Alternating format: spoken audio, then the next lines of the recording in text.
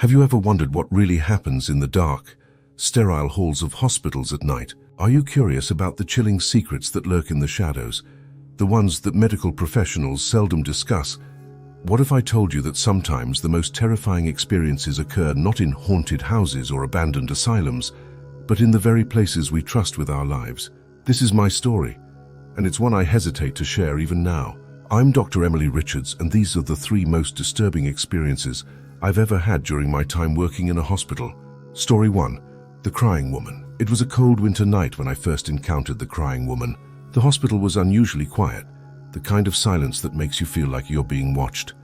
The fluorescent lights flickered occasionally, casting eerie shadows on the walls.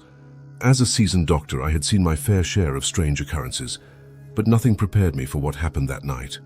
During my rounds, I heard a soft, muffled crying coming from room 204. Curious and concerned, I gently pushed the door open.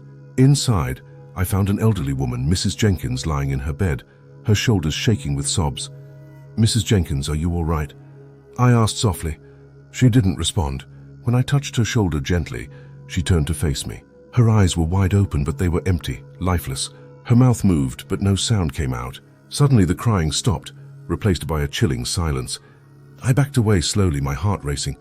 The next morning, I reported the incident to my colleague, Dr. Mitchell, but he dismissed it as stress and exhaustion. However, the crying persisted over the next few nights. Other nurses began to report hearing it too, always coming from room 204. Patients complained of nightmares and an oppressive feeling of dread whenever they were in the room. Determined to get to the bottom of this, I entered the room one night with the recorder. Mrs. Jenkins was still staring blankly at the ceiling. I asked questions, hoping for some response. Suddenly, the room grew cold, and the crying grew louder, more anguished. I felt a presence behind me and turned quickly, but saw nothing. I played back the recording later, and my blood ran cold. Amidst the crying, I heard a faint whisper, "Help me."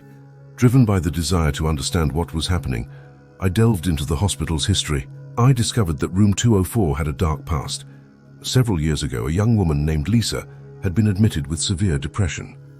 She had no family and was often left alone. One night, she had taken her own life in that very room.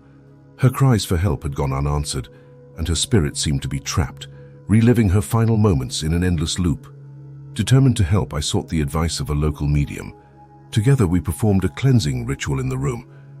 As we did, the temperature dropped, and the crying intensified. I felt a hand grip mine tightly, then release. The medium assured me that Lisa's spirit had been set free. The crying stopped, and room 204 felt lighter, almost peaceful. Patients no longer reported nightmares or feelings of dread. I felt a sense of relief, knowing that Lisa had finally found peace. However, I couldn't shake the feeling that the hospital held other secrets, waiting to be uncovered. I continued my work, ever vigilant, knowing that sometimes the past refuses to stay buried. Story 2. The Surgeon's Secret. Dr. James Warren was a respected surgeon with a stellar reputation. Known for his precision and skill, he was the go-to doctor for complex surgeries. Patients and staff admired him, and his colleagues envied his success. But behind his charming smile and professional demeanor, Dr. Warren harbored a dark secret. One night during a routine surgery, I noticed something strange. Dr. Warren seemed distracted, his hands trembling slightly. The patient, a young man named Tom, had been admitted for a routine appendectomy, but something went wrong. Tom never woke up. The official cause of death was complications during surgery, but I couldn't shake the feeling that there was more to the story. I began to investigate on my own. I reviewed Tom's medical records and noticed inconsistencies. I found reports of other patients who had died under similar circumstances, all during surgeries performed by Dr. Warren. I brought my concerns to the hospital administration, but they dismissed me, claiming that Dr. Warren was beyond reproach. Undeterred, I decided to dig deeper. I stayed late one night, going through old files in the hospital's archives. What I found was shocking. Several patients had died mysteriously, all under Dr. Warren's care. I also discovered a pattern. Each patient had no family, no one to question their deaths. My investigation led me to an old retired nurse who had worked with Dr. Warren years ago. She revealed a chilling story. Dr. Warren had once been involved in the scandal at another hospital. Several patients had died under suspicious circumstances, but the hospital had covered it up to protect their star surgeon. Dr. Warren had moved to our hospital to start fresh, but it seemed his dark tendencies had followed him. Determined to expose the truth, I gathered all my evidence and confronted Dr. Warren. He denied everything, but I could see the fear in his eyes. That night, I received a threatening phone call, warning me to drop the investigation. But I refused to back down. One night I stayed late waiting for Dr. Warren to leave. I followed him to a secluded part of the hospital, where I found him in a locked room. Inside I discovered a hidden operating theater, filled with surgical instruments and a makeshift operating table. It was clear that Dr. Warren had been performing unauthorized surgeries.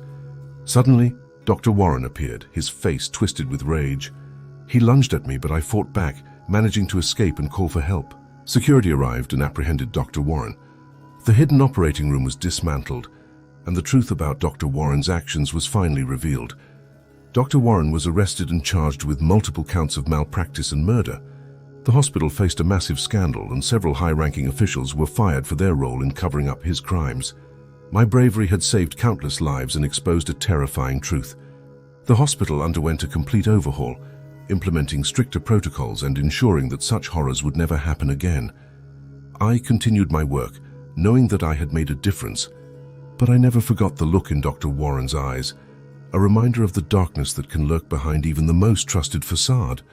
Story 3: The Haunted Pediatric Ward. Years later, I took a position as head of pediatrics at an old children's hospital that had recently been renovated. The building had been closed for years, but it was now a modern medical facility. Despite the renovations, there were still remnants of its past, a past that would soon reveal itself to me in the most unsettling ways. On my first night, I decided to take a tour of the hospital. The pediatric ward was especially eerie, with its empty cribs and faded murals. Despite the chill in the air, I felt a strange sense of sadness, as if the walls themselves mourned the loss of the laughter that once echoed through the halls. It started with small things. I would hear faint giggles and whispers, but when I checked, no one was there.